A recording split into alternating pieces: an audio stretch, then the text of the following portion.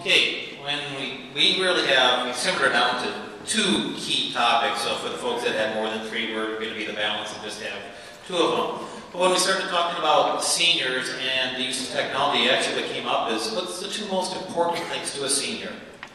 And we really drew the conclusion, family and their health. Because without their health, you really don't have much, even if you have a lot of money, for instance, and family just becomes more and more important, it seems, the older that you get.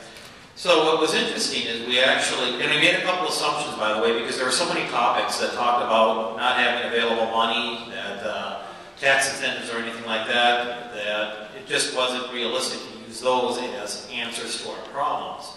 So we came up with, the first key idea we came up with was by looking to the past. And that was providing what we're going to call the fifth utility. We're going to call the internet the fifth utility. And so now that we're going to consider it a utility just like electricity, sewer, water, how are we going to deliver it? So let's look at the past. How did we deliver electricity in the past? What was the most common way of doing it? And that was through cooperatives, actually. So why don't we take that model, obviously by current day business practices to be able to do that, and use that model to be able to deliver it. And so by doing so, we actually do things such as spread the cost of the total cost across all of the members of the utility, or the cooperative, excuse me. By doing so, we can provide additional incentives by being a member of that cooperative. We can use that cooperative as a way to actually fund the cost of fielding the fifth utility out to our senior population.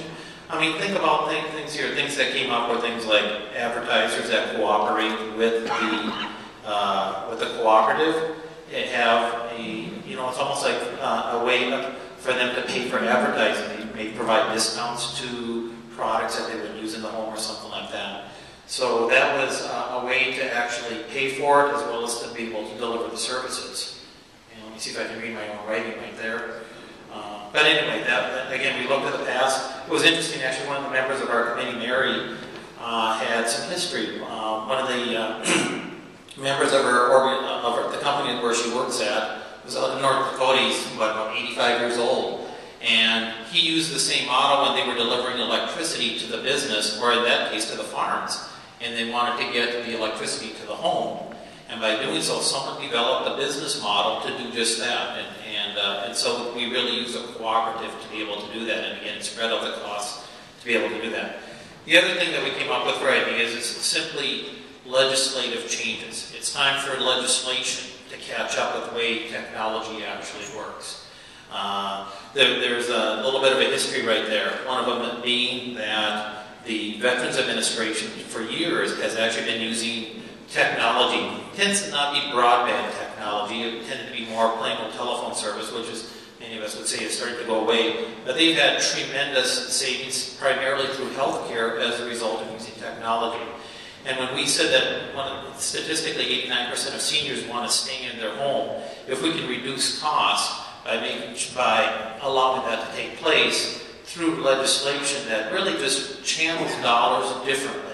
Rather than spending lots of money, for instance, for someone to live, by putting them in an assisted care facility, let's let them live in their own home, which is already paid for. We don't have to pay for it. They want to stay there.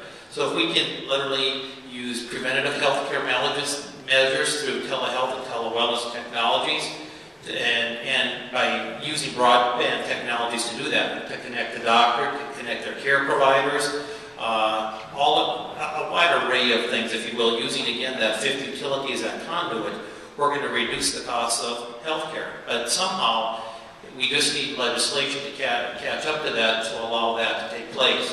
The final thing right there was that one of the smallest components of the DHS budget is actually home health care. That instead we fund people to go to hospitals, we fund them to be in assisted care facilities. That little 5% that is spent on that, if we would put more money in keeping that person in their home.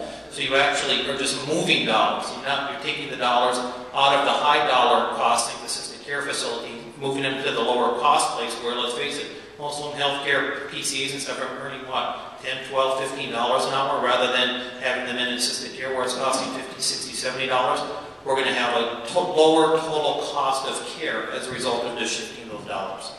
That's all.